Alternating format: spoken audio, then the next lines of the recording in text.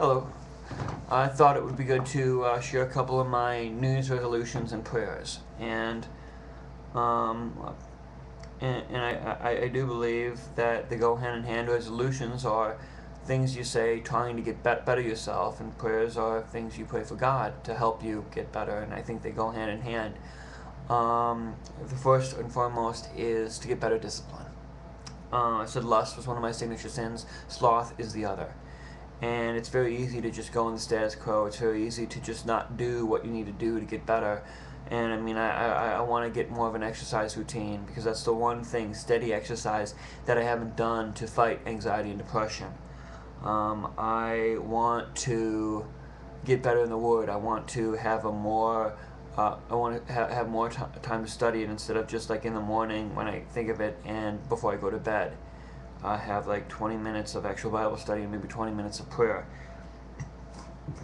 I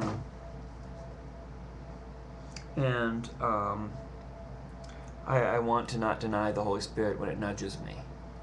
Like I had an idea of writing some conservative politicians and asking them, why did you vote this way? I mean, you are you are saying you're very devout. You're saying you're a follower of Christ, but your votes are against against responsibility, against accountability, against peace, against against the poor and for the greedy and the rich. But yet I didn't do that. I just had an idea. I don't know why. I don't know if I'm afraid or what. But when I get the nudge, like I had a nudge to have a fast where I wouldn't eat any sugar or watch any TV, and I couldn't do it. The spirit was willing, but the flesh was weak, which sometimes I use as an excuse. And so yeah, I that's the one thing I'm really praying for and hoping for this year, is more discipline. The other is less acrimony. This is going to be an election year, and it's going to be very, very trying. Now, I'm not the biggest fan of the way the Democratic Party has done things. I'm even a less fan of the way the Republican Party has done stuff. And it's just, we're going to have negative ads. We're going to have more tea rallies, Americans for Prosperity rallies. We're going to have, and I'm just praying that common like sense and the better angels of our nature will take precedence. I mean, I'm not a Pollyanna. I mean, a utopian, that everyone will just like one day hold hands and work on what is best for America. I mean, I believe if they unharden their hearts, if they give up their pride, I mean, both the Democrats and the Republicans, and make compromises. I know in some some things you can't compromise, but in a lot of things you can. And work for the good of us. And but I also decided this election year I'm not going to vote for lesser of two evils. Like for example, my representative, Congress race. Tammy Baldwin, I agree with her on some of the war policies. I agree with her on some of her poverty and some of her economic policies, but I really don't agree with her on abortion policies. So I'm not going to vote for that. And while I might agree with her opposition's policies on abortion, I do not agree with his fiscal policies. And he is putting off as a fiscal conservative. I believe he's probably going to be endorsed by Americans for Prosperity. And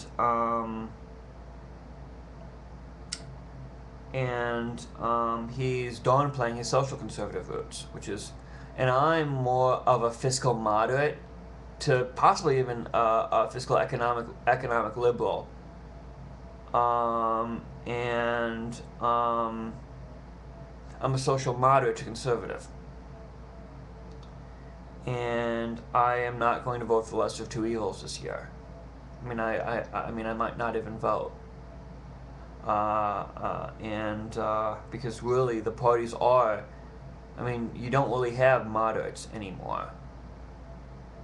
And if you do have moderates, the extremes of the primaries get them even like John McCain is having a primary challenge.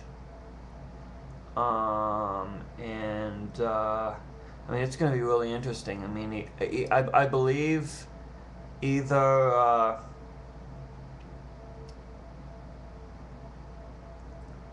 the Republicans will retake either one of the two, either Congress or the Senate, or or they could screw themselves in the foot by putting these far-right people in primaries. They win the primaries, and then they get beaten by the Democrats. And the Republican Party is one for ideological purity, and that might kill them. I mean, I know I couldn't be in the Republican Party. I couldn't run for the Republican Party. I wouldn't want to run for the Democratic Party either. But so that's basically, I mean, discipline and two things I'm praying for in 2010. Discipline and understanding, political understanding. So, let's see if God will deliver, which I am very confident He will on the discipline with me, but the unhardening the hearts of the politicians. And I mean, this goes into free will versus predestination. I believe God doesn't want robots. I mean, God knows from the beginning of the first Adam on this planet to the end of time. So He knows His children. He knows. But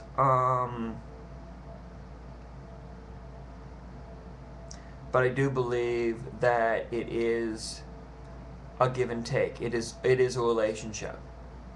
I mean, we can't just expect God to do all the work. I mean, God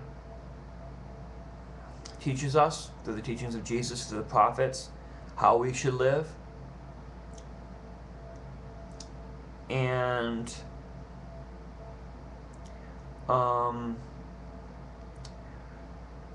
but we have to unharden our hearts. We have to take the effort. We have to do. Because if we don't, we can become false believers. We can have the name of Christ, the name of our Father on our lips, but our hearts are far from Him. And so yeah. Have a great 2010. God bless.